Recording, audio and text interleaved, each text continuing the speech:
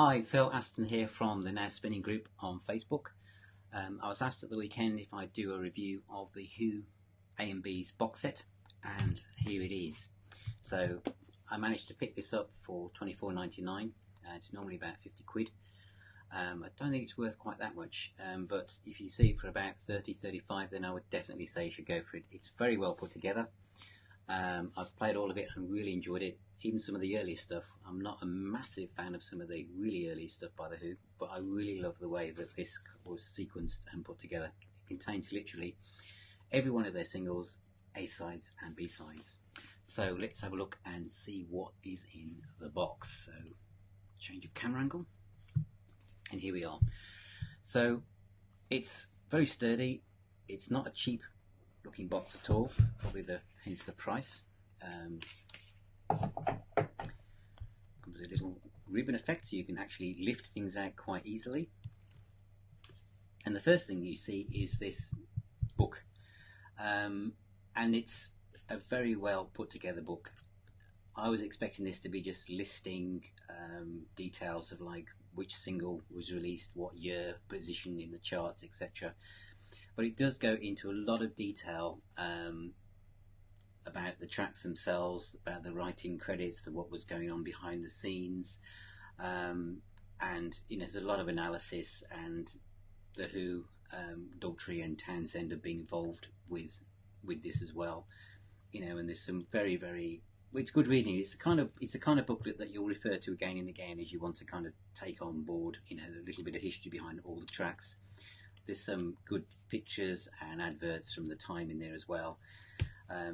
One of my favourite Who tracks is Relay, and in fact one of the hardest tracks to find on CD is actually Wasp Man, and there's a good write-up about how that came about.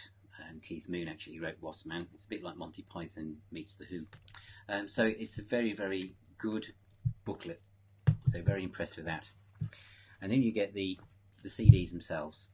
And again, some thought has gone into this. This is number one, which goes through the Zoot Suit right through to The Good's Gone, which has My Generation on. There's a little slip sleeve as well, with a bit of blurb on from the time. And they've also replicated Brunswick, which was the label that all of these tracks would have been released on.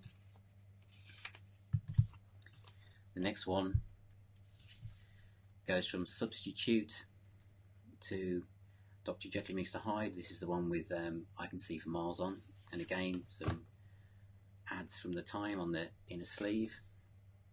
And this is on the reaction label, as it would have been for those tracks, or many of those tracks, if not all of them.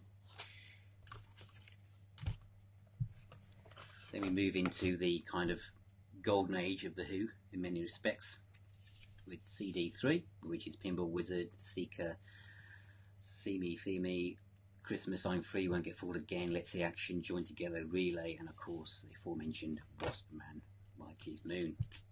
And obviously this one, it gives the impression that it's on track records,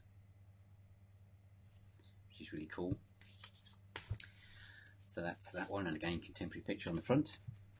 Next up is CD4, which takes you from 5:15 right through to Quiet One and You.